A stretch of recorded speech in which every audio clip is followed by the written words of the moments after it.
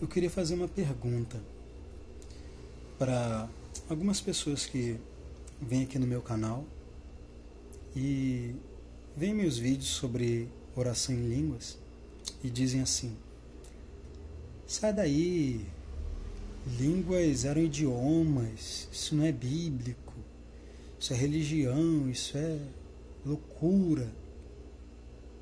Quero fazer só uma pergunta para vocês. Suponhamos que vocês estão certos e línguas, o dom de línguas era apenas falar idiomas humanos. Queria que vocês me explicassem por que Paulo diz que a pessoa que está falando em outras línguas está edificando a si mesma. E aí, antes que você diga, não, é porque só ela está entendendo. O texto diz que a pessoa que fala também não entende o que ela está falando. De que forma isso está edificando ela? Quer dizer que se eu falar um outro idioma eu vou me edificar? Quero que vocês me expliquem que edificação é essa que acontece quando a pessoa falava em outra língua, já que é idioma, né? A pessoa que fala não entende, porque Paulo disse: o que fala em línguas, ore para que possa interpretar. Se ela soubesse o que ela estava falando, ela não precisaria orar, ela poderia interpretar.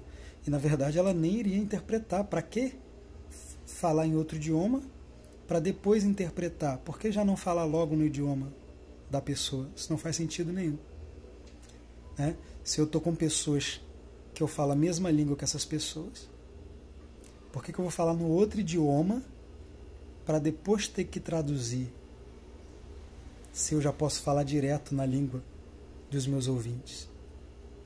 Não faz sentido. Então eu queria que vocês me respondessem. Se é um idioma, por que a pessoa se edifica? Paulo diz: o que fala em língua estranha a si mesmo se edifica.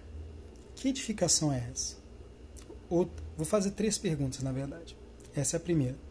A segunda é, no verso 14 ele diz que se eu orar em língua estranha, o meu espírito, não minha mente, meu espírito ora bem, mas minha mente fica infrutífera.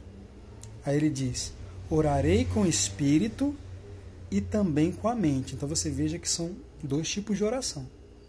A oração que é o espírito que está orando, que é quando eu oro em línguas, só você ler o texto, verso 14.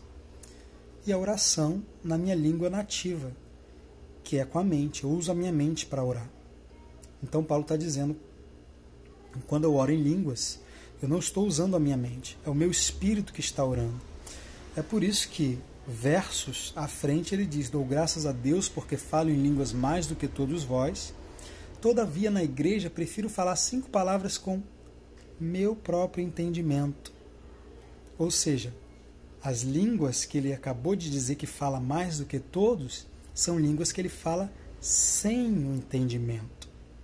Por isso que ele diz: prefiro falar na igreja 5 palavras com meu entendimento do que 10.000 palavras em línguas. Sinal que essas línguas ele não falava com entendimento. Senão não faria sentido ele dizer que na igreja ele preferiria falar com entendimento. Isso prova que as línguas que ele falava mais do que todos era sem entendimento. E que horas que ele falava essas línguas? No seu dia a dia.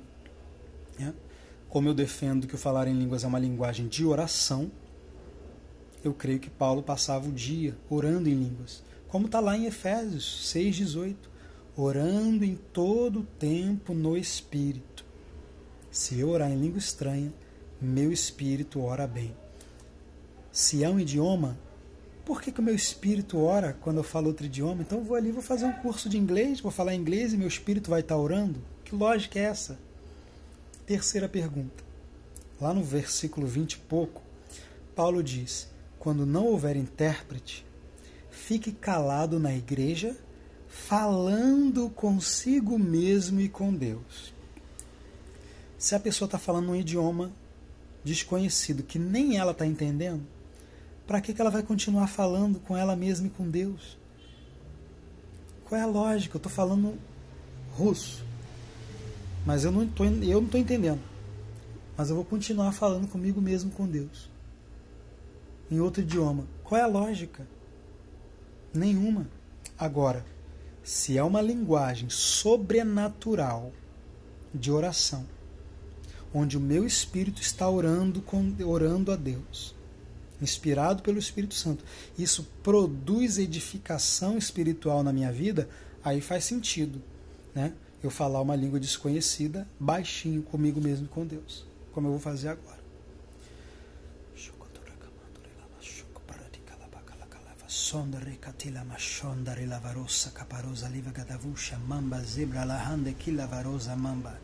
Stokole mandoreki tokole baronda reki tokole baronda reba da lavarossa pradika talabaras.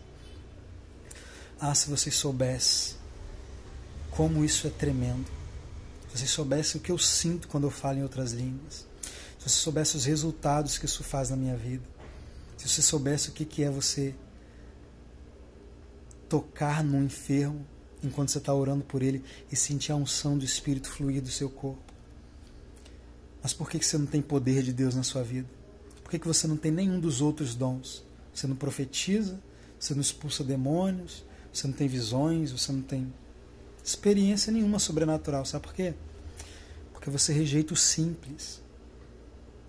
Você acha que é uma babaquice falar em línguas. Então você é infiel no pouco e você perde muito. Se você não valoriza esse dom que parece ser tão pequeno, né? Falar numa língua maluca, você perde todo o restante. Esse é o primeiro dom que você recebe quando você é batizado no Espírito Santo. E o quanto você é fiel em usar esse dom é o quanto você vai operar nos demais dons. É por isso que você divide as igrejas, as que falam em línguas e as que não falam em línguas. Só você olhar. As que falam em línguas, por mais que possa ter excessos, meninice, mas tem profecia, tem revelação, tem cura, tem expulsão de demônio. Agora a outra não tem nada. Só tem, blá, blá, blá. Né? O evangelho de blá, blá, blá. Paulo disse, a minha pregação não consiste em palavra de sabedoria humana, mas em demonstração de espírito e de poder. Ele disse para os coríntios, quando eu for aí, eu quero conhecer não a palavra dos que andam ensoberbecidos, mas o poder. Eu quero ver o poder que tem na vida deles. Porque o reino de Deus não consiste em palavras, mas em poder. Você não tem poder de Deus na sua vida, querido? Me desculpa, você não tem nada.